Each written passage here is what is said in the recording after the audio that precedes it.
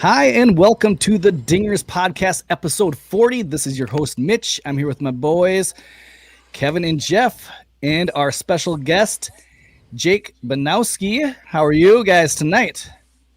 Not bad. How you guys doing? Doing all right. Jake, thanks for joining us. Yeah, thanks a ton, guys, for having me on.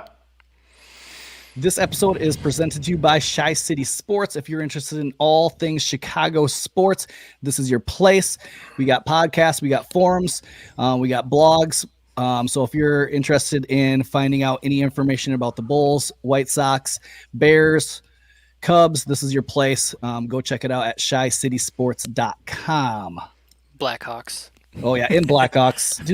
We cover a little bit of Blackhawks. Yeah. I'm not a hockey guy. So a quick little review of the week. Hello. Quick review of the week. We talked about the sweep of the Dodgers when we were at Principal Park, but just a quick recap. Game 1, the first game of the doubleheader due to the rain out. Cubs won 7-1. Game 2, Cubs won 4-3 in extra innings. They had to play the 9. They had to go the full range there. And Game 3, to complete the sweep, Cubs won 6-5. They also needed to take a couple extra innings, take their time. They like those extra inning games. They do. You know, wasn't it like last week we were talking about how we hate the extra inning rule, and Yep. this week. Well, even when we went to the iCubs game, what did they do? They went extra innings. Extra innings. Yep. Cubs took 2 out of 3 from the Buccos. Game 1, Cubs won 3-2. Game 2, Cubs won 3-2 again. And Game 3, the Pirates won that one 6-5. But let's jump right into the Pirates series there, Mitch. Yeah, so they took 2 out of 3 from the Buccos. Friday's game, I'm going to have to just focus on Davies. We needed a really good outing from Davies, and we finally got it. And he pitched 7 scoreless innings. We saw him command his fastball, and I think that was one of the first games we've seen him really command his fastball and locate in the zone. He wasn't behind hitters like he has been all season long, the whole time he's pitched. And then when he did pitch in the zone, he'd get hammered because his pitch stuff isn't heat, it isn't gas, and so he needs to locate that fastball because when he's throwing a sinker, it just was getting rocked. So that's the big thing that I've just walked away with was finally we got a Davies outing where we can feel a little bit of confidence going ahead that like, okay, maybe he can recapture a little bit of what he had last year in all those years when he pitched against the Cubs and seemed to beat us every single time. And you're like, come on, how can we not hit this guy? So it was really good to see that. And so I'm just happy that we saw some success and we can kind of have a little bit of confidence next time when he comes on the mound that we can be confident that he's going to throw a good game out there. What else? What did you see there, Jeffrey? Well, Jock Peterson started to hit. So in just under a month, I think he's raised his batting average almost 100 points, which is pretty good. In one weekend, basically. Yeah, pretty much since Friday. You know, I think he had one hit against the last game against the Dodgers. But 2 games this weekend, he went 3 for 4 at the plate. Now, I know everybody wants to see a dinger every time the big boys get up to bat. You know, Jock, Bryant, Rizzo, Baez, Willie. We don't need a dinger at every at bat. We just need a base hit, a walk, you know, sprinkling an extra base hit there, here and there, and we're going to be tough outs and we're going to be hard to beat. So it was good to see Jock, you know, kind of pick up some of the form he had in spring training, and I really think you can attribute to that wrist tendonitis that he had starting the season that slowed him was a major factor in him at the plate. Have you noticed anything, Jake, on Jock since he's returned? What you kind of seen why he was successful this weekend? Well, I noticed, I don't know if it was in the Friday or Saturday game. There were a couple times I saw him follow some stuff off to the left side. And he made solid contact. And I think that's what you want to see with, frankly, everybody in the lineup, right? We're a pull-heavy team. We get shifted a lot. Happens when you've got power hitters. But I know he got a hit. I can't remember if it was Friday or Saturday. He got a hit to the left side. He beat the shift in one of those games. And I think that's what you want to see. I think if the guys are swinging the bat well, they can go with the pitch instead of having to try to pull things and, try to pull the outside pitch, which obviously ends up in, grounders or pop-ups to the right side. That's not productive. So seeing him out there swinging a hot bat, 3 for 4, I think, in both those games. Did he get a hit yesterday off of? He came in against off a lefty yesterday. Yeah, off of Anderson, right? And we weren't really hitting Anderson. He's been quietly really good for the Pirates. So I don't feel bad about how they played against the Pirates yesterday, considering Anderson's track record this year. But yeah, I think Jock just needs to be conscious about making contact. I mean, that's just a general baseball cliche. If you put the ball in play, good things are going to happen, but especially him when he can hit the hell out of the baseball. Yeah, and I remember like spring training, everybody was just talking about his oppo power, and it's like he needs to be focusing left side, drive the ball. And we saw Friday, I think 2 of his hits were right over the shortstop, line drives, and you could see him kind of shortening his swing a little bit. And yeah, contact and driving the ball the other way. He has so much power, especially with Wrigley. Get the ball up in that zone right through there by the scoreboard, and it's gonna get out of there. He's gonna get his dingers eventually. What do you think? What do you see there, Kevin, in that game? What was kind of sticking out to you? Besides Jock being Jock, which is nice to see, I also noticed that Rizzo had some really good fielding plays. Probably overlooked. He caught that ball from Contreras trying to pick the guy at first, which probably saved a run. And that was like in the 6th or 7th. That was like, I remember like highlighting that. It's like that's actually a huge play because there was nobody out and there was a guy in first, and Contreras tried to pick him off, and like Rizzo full laid out to save a run. I mean, that would have guy on third base with no outs. Yeah. Davies would have been out of there right away. So yeah. Yep. And there was another one where there was a hard hit ground ball going between first and second, and he had to full on like just spread straight across the ground to catch it, knock it down. And then it was, once he stood up, it was an easy toss to first, but it was something where you see him making those athletic plays, trying every time the balls hit his direction, which is good to see. Probably overlooked because we're noticing all the other awesome stuff like Davies pitching well and Jock hitting. Yeah, well, let's move on to game 2. Cubs won 3-2 on Saturday. Something that stuck out with me, Keegan Thompson, again, comes in relief, pitched 3 solid innings, only gave up 2 hits with a base on ball. Like, he's one that I kind of looked forward to watching a lot of games in Des Moines and seeing him pitch, but I'm okay with him in the majors doing what he's doing. He's done the small things that you need in what our bullpen needs is a guy like Thompson right now. So if he gets his starts like he did the second game in the Dodgers doubleheader, great. But I think he's going to be more filling that kind of role that we looked to for Shelby Miller to fill, and just didn't quite work out. But then Shelby Miller goes down to Iowa, and on Sunday is part of a 4-pitcher no-hitter and pitched 6 solid innings. So maybe he comes up. I mean, the more solid arms that we have in our rotation, in our bullpen, the better. So, but Thompson, he just commands the zone, and like his slider, man, that thing is wicked. It has a lot of movement. You can see a lot of spin, getting a lot of swings and misses. But again, our man Duffy comes up with a huge single when we needed it and drove in Hayward. But what I think a lot of people overlooked in that whole inning was Hayward stealing second base. Yeah, that was a huge play. And like we talked about this a little bit on Friday night at the iCubs game when we talked about the Dodgers series. The thing that's changed this year, even to last year, is we have speed. We have Marisnik, which he went down on Sunday, which we'll get into with our injury list that's just keeps on getting bigger and bigger. But right now, entering Saturday, and I think they still are, they're leading the league in extra base taken percentage in all of baseball. So you see them more actively taking extra base. You see them actively stealing bases. You see them actively going first to third a lot. You see them actively on short fly balls, tagging up and scoring. You saw Contreras, I think, do that on Sunday's game. It's like they're just aggressive on the base pass, and I love seeing that. You just want to see that more and more. I love stolen bases, and I think it's making a difference in getting us some wins. I like the aggressiveness. It kind of reminds me of our memorable season of 2016 when they were really aggressive and the best team in baseball from going first to third. I think this aggressiveness is going to be, David Ross's MO is if you get on, do what you can to get the second.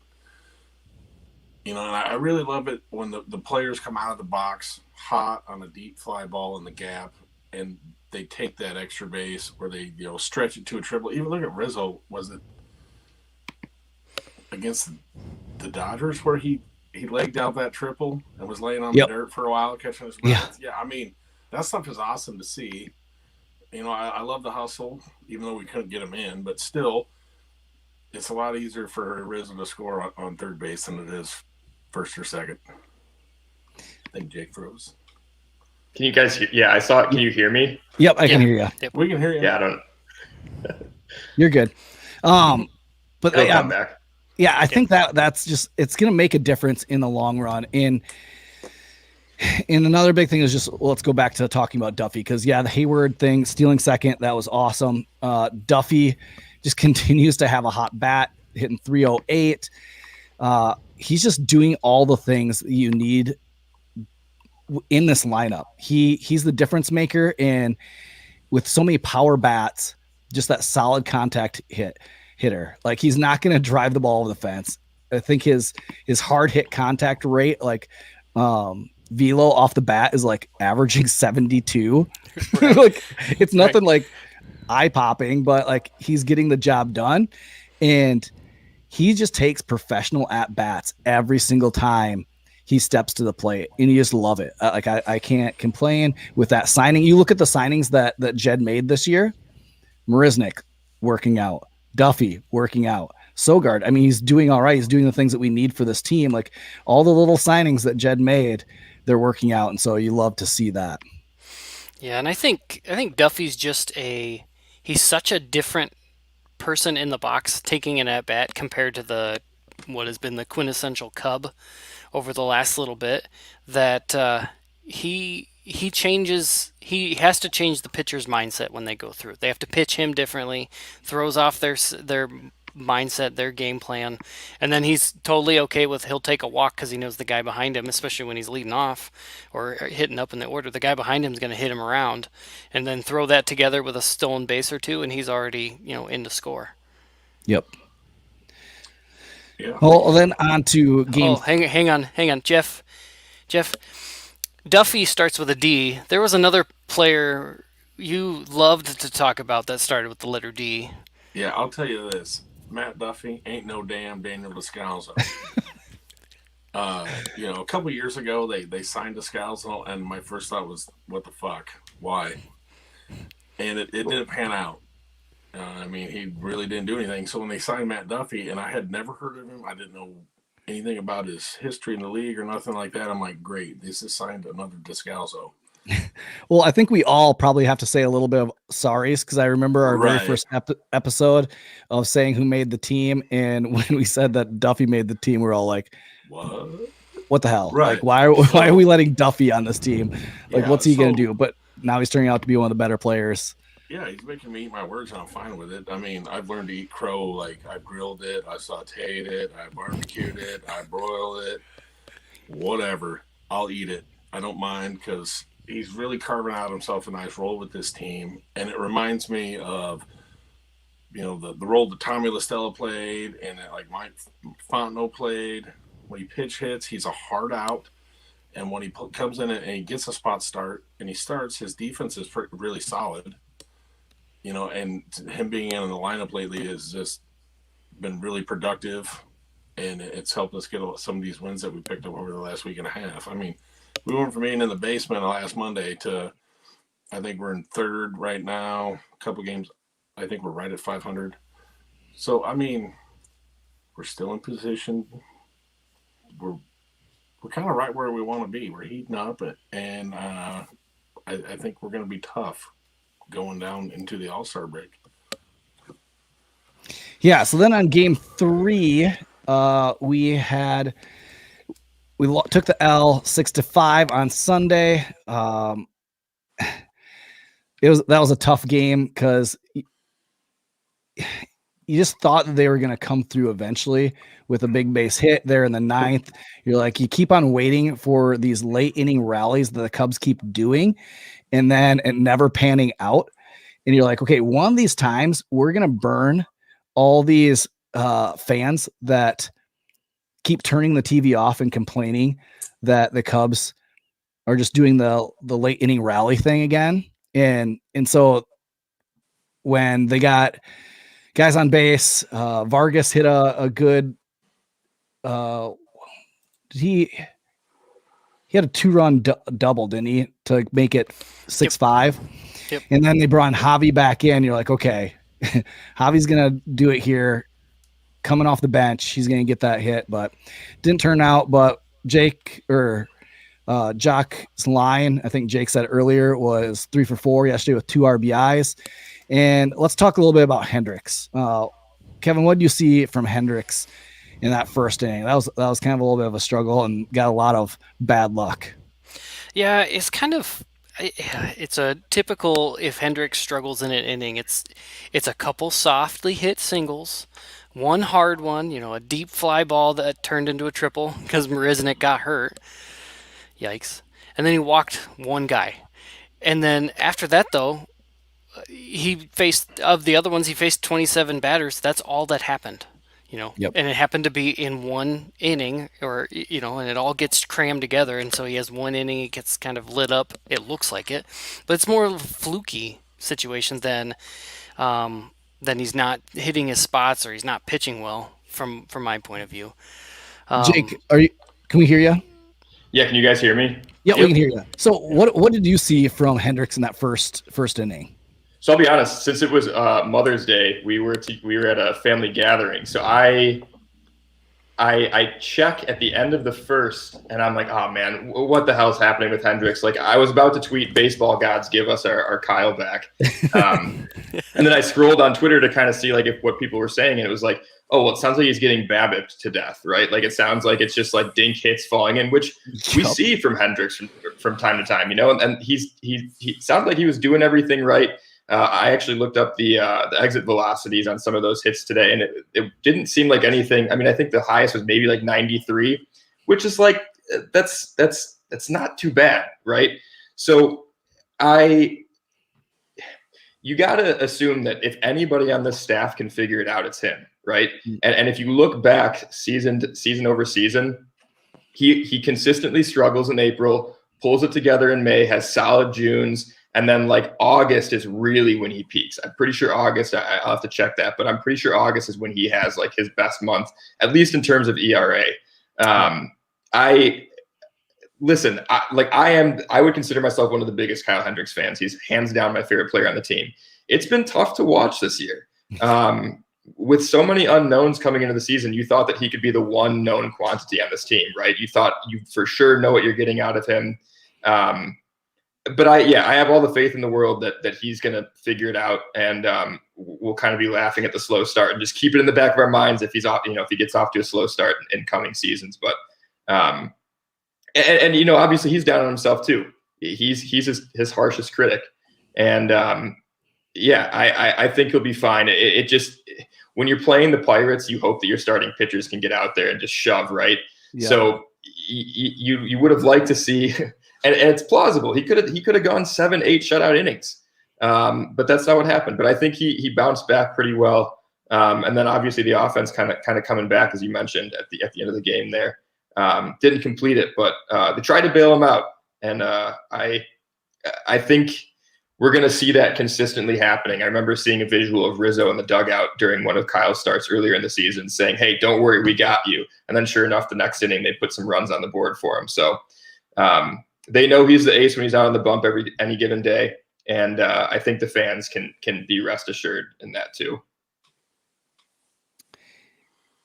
Yeah, so that was kind of our question of do we still trust Hendricks even though he's had these rough outings, and we do have to remember it did come off of a 7 solid innings against the Dodgers where he kind of looked like old Kyle again.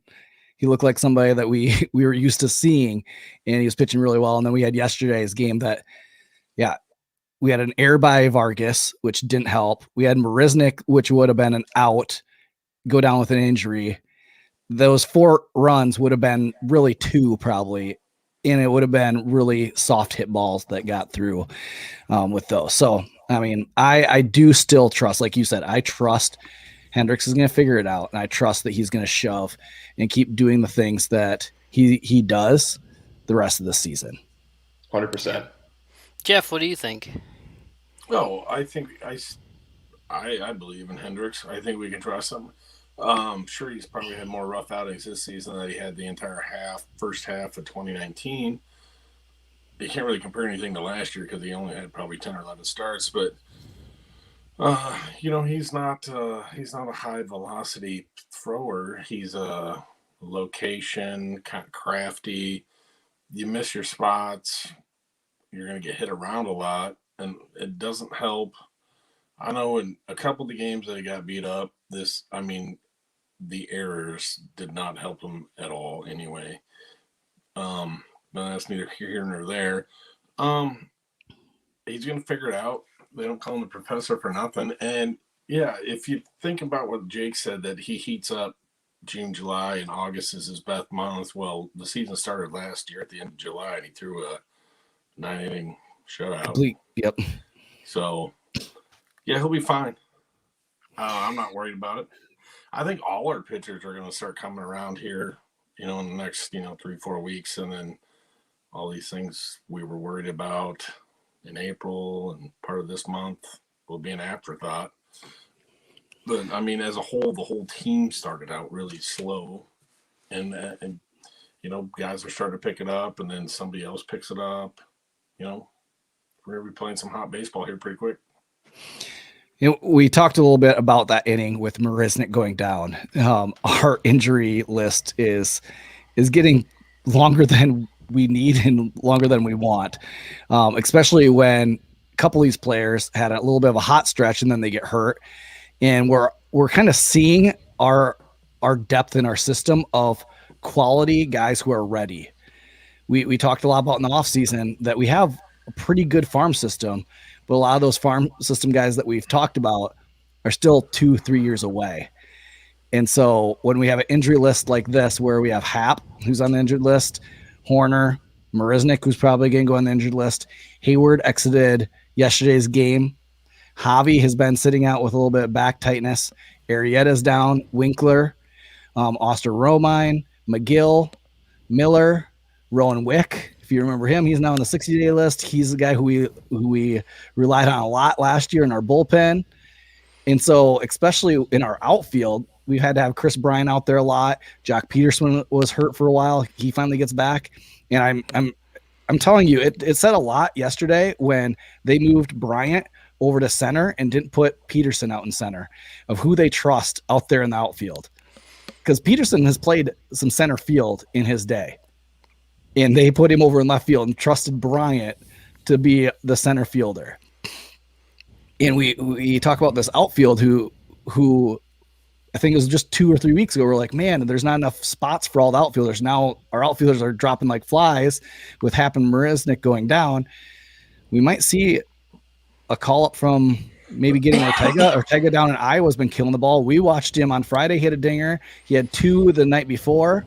We just called up Nick Martini from Crystal Lake kid, Illinois, local kid. He's done fairly well. He has a pretty good bat. But this injury list, we need these guys back. Hopefully Marisnik isn't hurt too bad. But is this a concern for you guys? No. I think that what this does is gives some younger guys some experience and playing time early in the season. Kind of lets them know where they kind of stand as far as major league caliber pitching and games. No, and like I said, like all our outfielders down in Iowa have quite a bit of major league experience. So it's not like we're throwing some fresh 21-year-old kid out there. We do have Maben down there who's really struggled the beginning of the minor league season. He was 0 until Friday night's game. In the 8th inning, he tied it up with a huge dinger. And you could see he was just relieved to finally connect on one. but he was putting the bat and the ball a little bit better. He had a line out to shortstop. So you're right. We talked about that on Friday. We have guys down there in the minors at Iowa, especially the outfield, that we can plug in and be okay. So just hopefully these guys heal up fast. I think Arrieta's scheduled to throw in the Washington series, I think, coming up. I think that he was planning on skipping one more start, and then he'll be ready for the next series. Hopefully Hayward can heal up, and Javi, the day off today, can rest up his back. Yeah. I want to say one thing about the IL stuff. I think it's encouraging with it's like a catch-22 thing. This is a league-wide thing that's happening right now. I mean, you look around the league, everybody's rosters are already, dinged up a month and a half into the season. So it's tough. You're seeing already which teams have depth. I mean, obviously, like we just played the Dodgers, and you look at Bellinger's out. They're missing another big piece, right? They've got one other guy. I mean, obviously they're pitching. They just lost Dustin May, but I mean, obviously, if anybody can lose a starting pitcher, it's the Dodgers.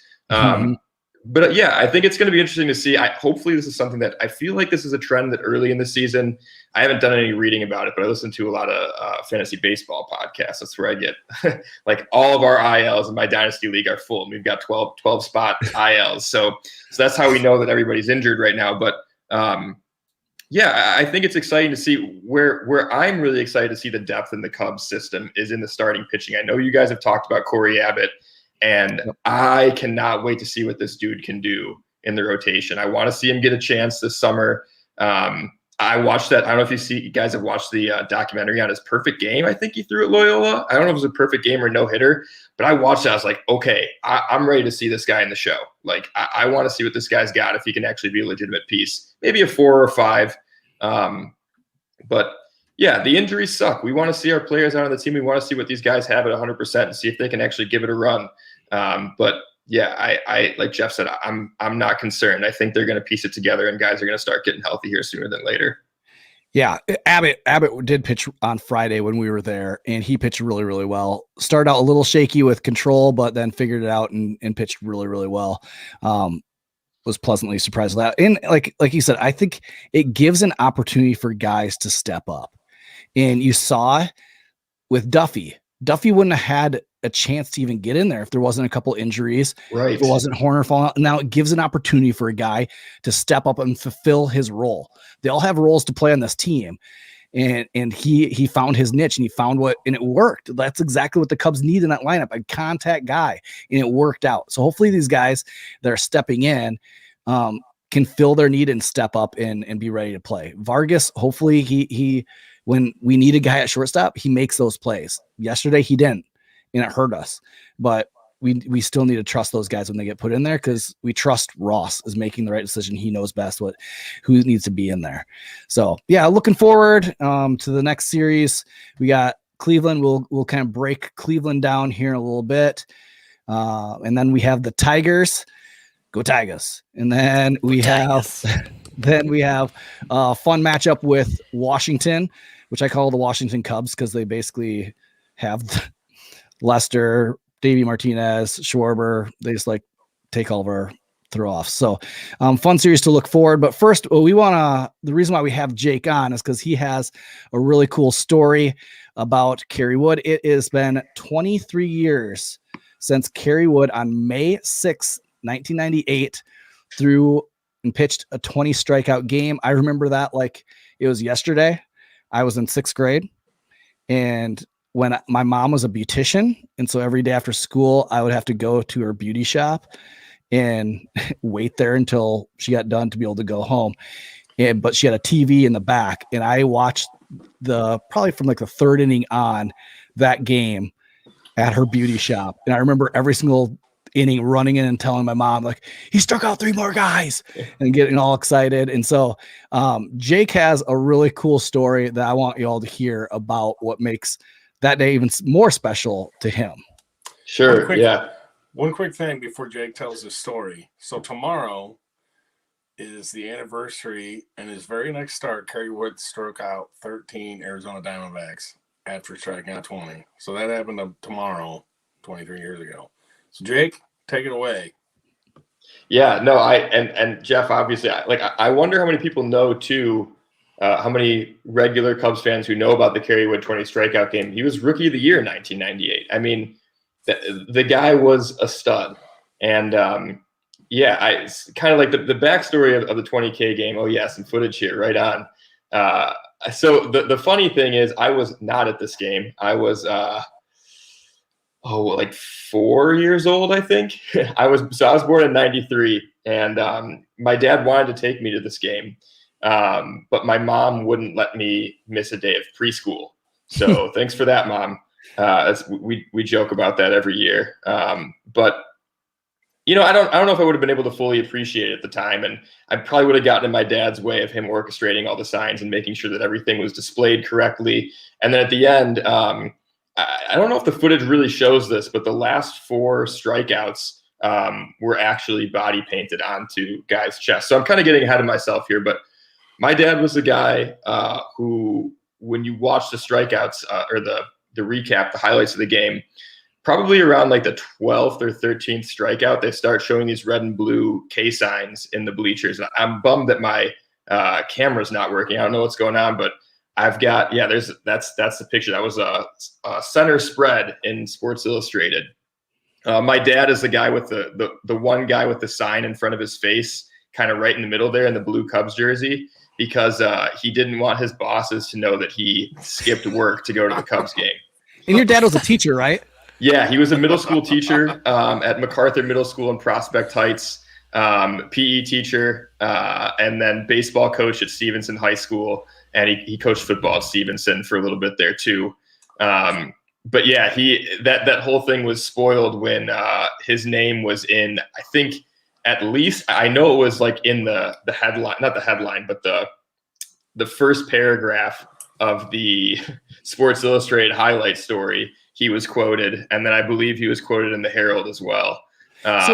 So how did your dad come up with the K signs? Like, what made him come up with those and the jerseys, like the Shaq jersey, the Keem Olajuwon, the Charles Barkley?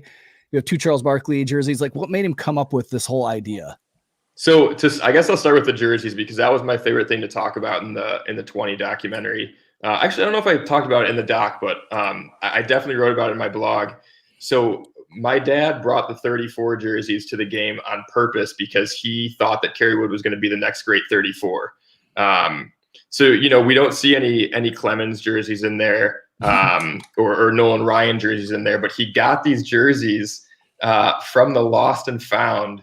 I think he got it from Stevenson. It makes more sense that he got them from there because they'd be fitting adults, and there's a huge student population there that he could find some jerseys in the Lost and Found. But I know he got them from one of his schools, Lost and Founds, and brought them to the game and had people throw them on. So that's the story behind the 34, and I love that one specifically. Yeah, there's a good picture of us at one of the games following summers. That was probably like 2003.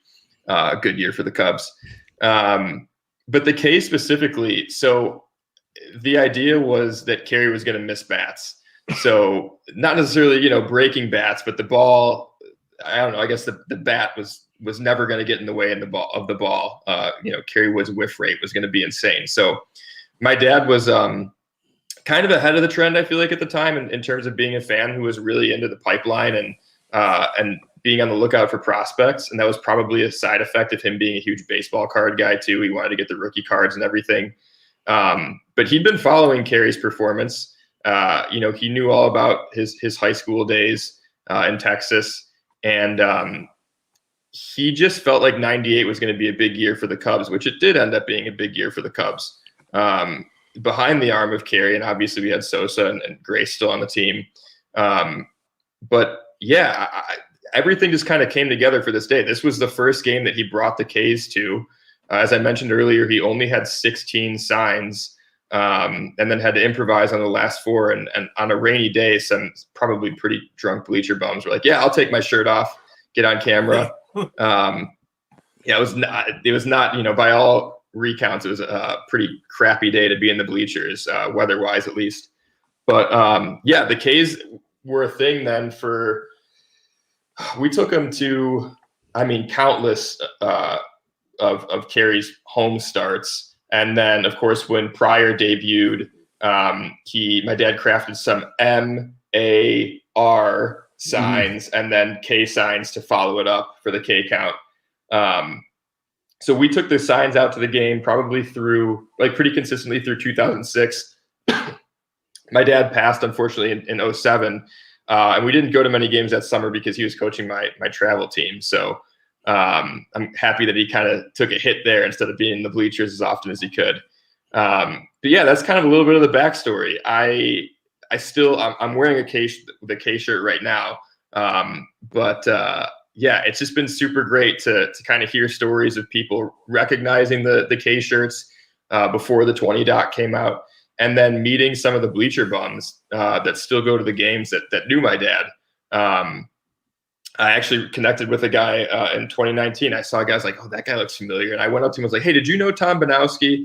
And he did. We got to chatting. And yeah, it was great, man. It was a really great way to grow up and become a fan of the game and a fan of the Cubs. And yeah, my dad was really great about taking my teammates, my buddies, that's my cousin around, that he's got his arm around there, and my cousin's friends to the games. So yeah, heck of a childhood to be able to spend a lot of the summers, at least in the left field bleachers, raising those signs. Yeah. So I still have the VHS tapes of Kerry Wood's first 4 starts, because I remember recording them because I was so pumped that he was coming up. I was like, he's the future, like kind of like your dad. I was like, we have hope now that we have finally a solid pitcher to come up through the system. And I remember his first start. I think it was, I want to say it was in Montreal. Was it against the Expos? I believe it was against the Expos. Was his very first start. We need the research team on this to see if that was his first start. I'm looking it up. And then his next start, I think, was against Houston.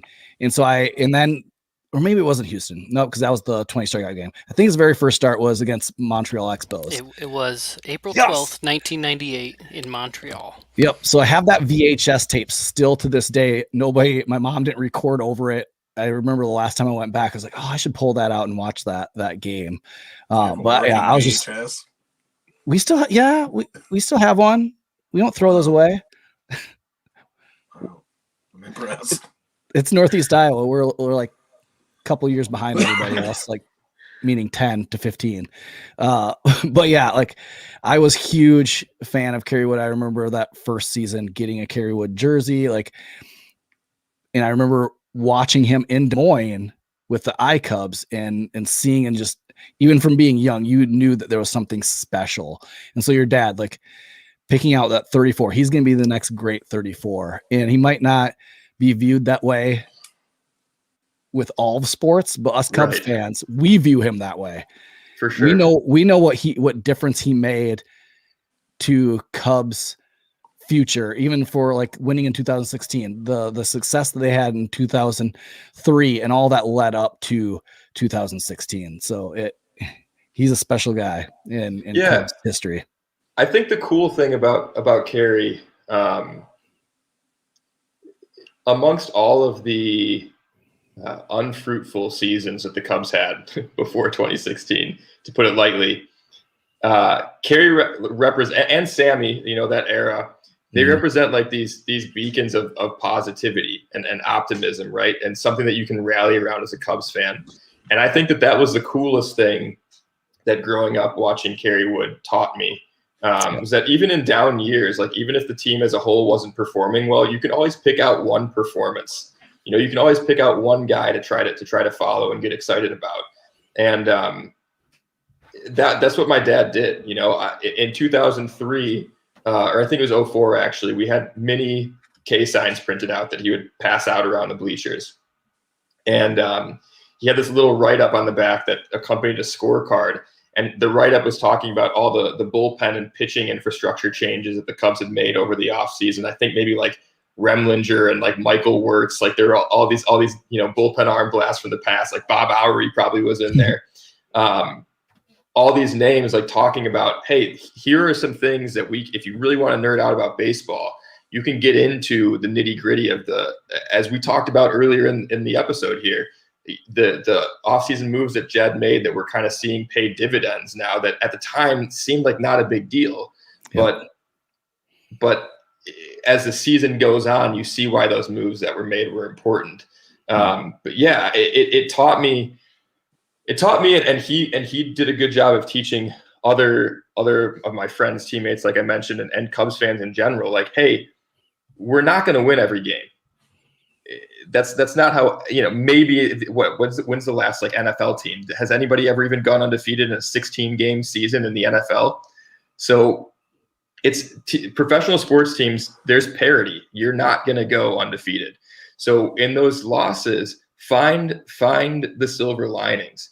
And that's what Kerry was for a lot of years. Even through the injuries, even after recovering from injuries, he was still fun to watch. And he's been a great ambassador for the Cubs. I mean, the fact the guy's still in the Chicagoland area, my cousins have run into him at Home Depot. Like he's here. Yeah, it's really cool, and I'm happy to be a part of the story, and really what it comes down to, whoever tweeted out, or I don't know if one of you guys tweeted it or somebody tweeted something about like my dad kind of being the director of morale before Dom became the director of morale. Yeah, and I was like, he totally was that. He just wanted people to have fun watching baseball. Like, it's too easy to get like there are so many things to get bogged down about in our day-to-day lives. Like, let's just have fun watching the Cubbies. And there's so many ways to do that. Yeah, and like I know I've talked a lot about this on our podcast. Like, I became a Cubs fan because of my grandpa and my dad passing that down to me, and just the love of baseball, being able to just be in awe of going to a ballpark and seeing the beauty that's being displayed in the chess match that's going on inside of an athletic sport. And your dad got it and he passed it on to you. And so it's like, it's a lot, especially now with a lot of people, the game of baseball not being as popular, of us being able to show other people that there is beauty in this. There's beauty in this sport, and there's a lot to it, and finding those things. And I think we're us on our side of Cubs Twitter of trying to be positive.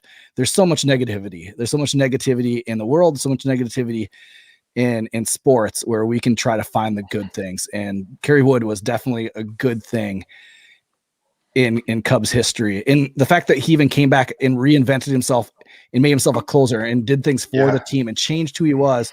Like, and he was crucial even those years when he was a closer for the Yankees and then came back to the Cubs. Like, he did the things that the Cubs needed for those years. And so, yeah, I mean, he was an all-star closer, right? Like, it wasn't that like 08, he was on the all-star team. I mean, and you're seeing guys like that follow that mold. And he wasn't the first. I mean, obviously John Smoltz was probably like the first, at least in recent memory, that reworked himself to become a standout reliever. But yeah, I mean, it's then Dempster decided to do the reverse and go from closer to hey, it worked for him. I don't think it works for many people, but I mean, I kind of want to ask you guys to bring it back to the modern season. If you have any specific questions about the K's or whatever, I'm happy to answer them. But I want to turn it back to you guys.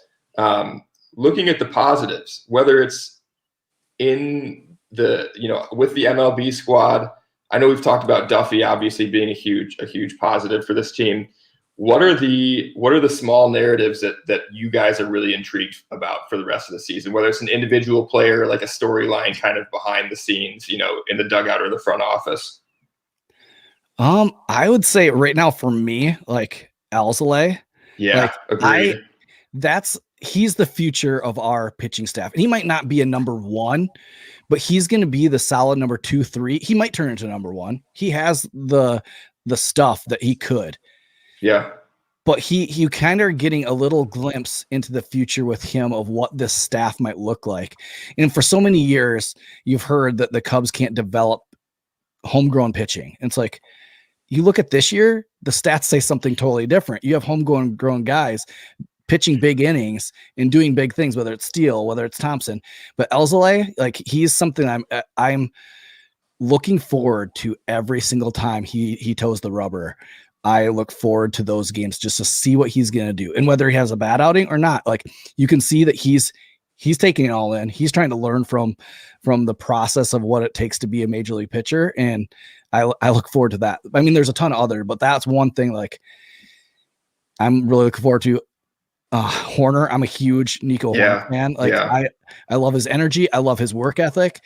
He's another one. It's more those future guys. Like, don't get me wrong. I love what Bryant and Rizzo and Contreras and Baez have done to the Cubs organization and for the Cubs organization. But, like, I'm a little bit looking forward to the future. And I've said it over and over. We got to appreciate this year for this year, that this might be the last time we get to see these guys. Yeah. And we need to enjoy those times, but I'm really liking what I'm seeing in our future. Yeah. I feel like with Bryant, it's like I'm super stoked watching him play every day, but in the back of my mind, I'm going, is this like a revenge tour? He's just like, oh God, like, I know, right? Watch me be super awesome, all you people who've hated on me for years, and it's like, oh yeah, and I'm gonna go get paid after the season. Man. But I've said, go ahead, trade him. I don't care, but then re-sign him in the offseason. I hope so. Get all you can for him, but then re-sign him. Yeah, Joe Kilgallen. I know you guys had him on a couple episodes ago. He had that same narrative, and I was like, he's spot on. I don't know how frequently that happens. Why can't we? Right, we should be able to as a big market team, 100%. But yeah, no, I agree, Kevin. I think watching Bryant this season has been incredible, and I'll plug. So I don't mean, Jeff, I know you still got to go. I want to plug my little storyline here. I just want the Cubs to force the front office to make a decision at the deadline. Yeah. I don't want it to be easy. I want this team to be competitive enough where it's like, okay, we either ride it out or we tear it down and have fans in uproar because we had a shot. I just want to see the team. I'm not saying like go out and like buy a bunch of guys at the deadline, because I'm high on a lot of our prospects right now. I don't want to give anybody up. We don't have the depth to give anybody up.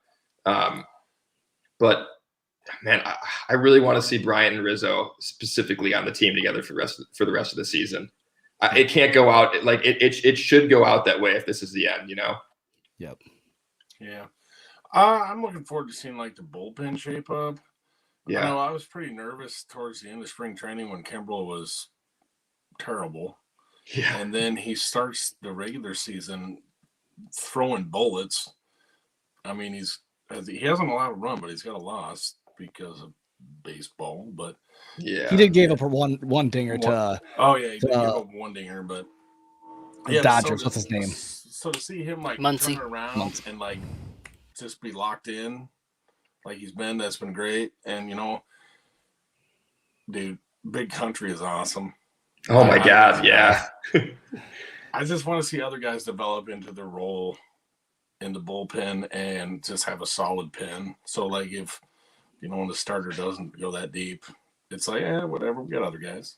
It's fine. Well, especially now, like in today's baseball, like starting pitchers are only going 5-6. Like, if we can get our bullpen, I mean, we've talked about for years the Brewers bullpen and how we've hated it because it's been so good. It's like we have the arms now. It's like, yeah, we're not far behind. I really don't think we are. I mean, Hadavi's worked magic with some retreads, and now he's getting to actually shape young pitchers. Yep. So yeah, those are the kind of things that we're excited about. I kind of hope secretly they have in the clubhouse, they've got a Jed, mannequin or whatever, and they're pulling off the stickers like in oh my God, yeah. It's been the last week of baseball, I think, has been really fun to watch because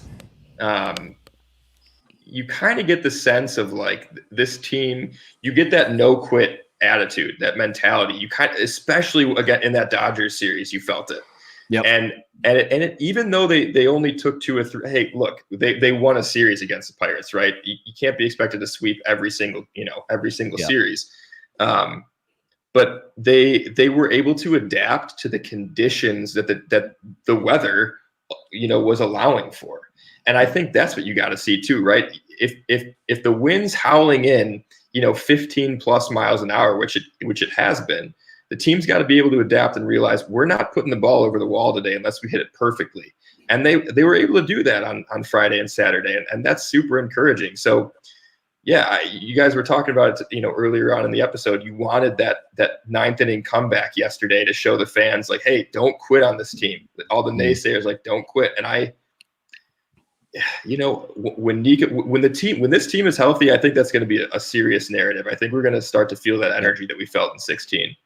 Yeah. Like I keep on referencing like 2015. That was the season. I was just like, this team never quits. Like even if they lose a game, they're going to come back and like do something like, you can't turn the TV off. And that's why I kind of feel the same way about this team. Like, yeah, they struggled at the beginning of the season to not hit, but like, I'm still enjoying this team. Like I put it up there with 2016, 2015. This team is right there behind. And I've watched Cubs baseball my whole life. So I've been through some decent, like 2003 was a fun team to watch.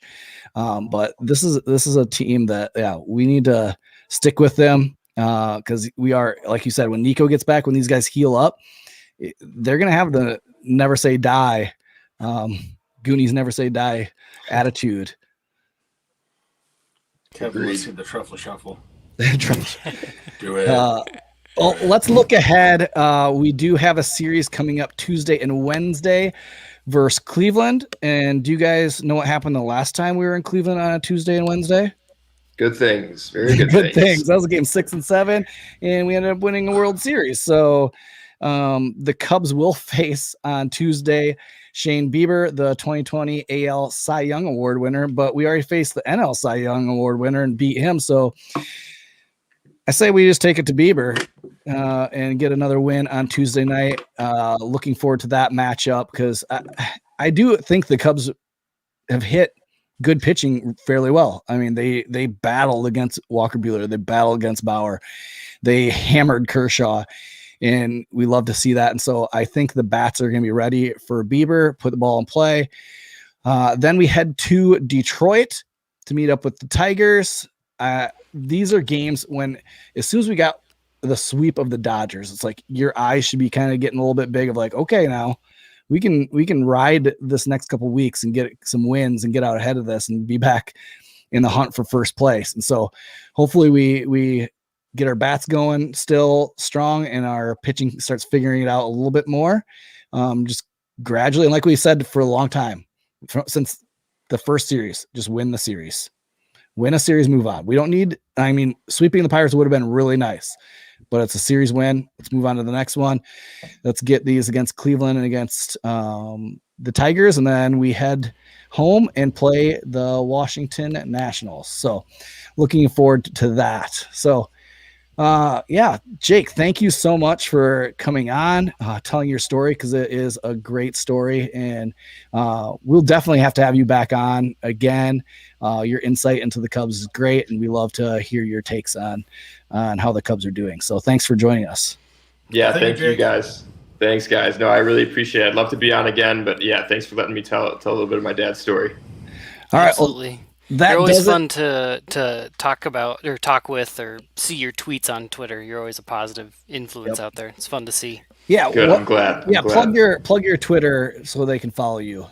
Yeah. So I'm at baseball_Buj, BUJ on Twitter. I tend to tweet a lot during the games, and then I talk about the rest of the league too. Obviously it's Cubs heavy, but really, and obviously anything that Rob Friedman of Pitching Ninja posts, I'm into that. Yep. But give me a follow. I'll follow back. I typically always follow back, especially if you're tweeting specifically about the Cubs or baseball. Like I'm in. Yeah. So if you aren't following us, we're at Dinger Cubs on Twitter and on Instagram. Join our Facebook group. Just search Dinger's Chicago Cubs fan podcasts. We interact a lot on Twitter, so give us a follow. We do the same thing. We do a lot of tweeting during games and giving our takes, a lot of how things are going, but we try to stay positive and support the team. But thank you for joining us this week on episode 40 of the Dingers podcast.